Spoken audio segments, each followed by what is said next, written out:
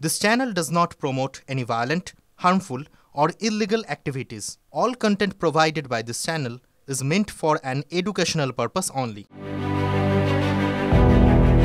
চাকরি জীবনে ইপিএফওতে অবদান থাকলেই অবসর পরবর্তী জীবনে নিরাপত্তা নিশ্চিত হয়। 10 বছর ধরে ইপিএফওতে অবদান রাখলে পেনশন প্রকল্পের ইপিএস এর অধীনে চলে আসেন কর্মীরা। কিন্তু অনেকেই প্রশ্ন করেন, কেউ যদি মাঝে চাকরি থেকে বিরতি নেন তাহলে পেনশনের হিসাব কিভাবে হবে?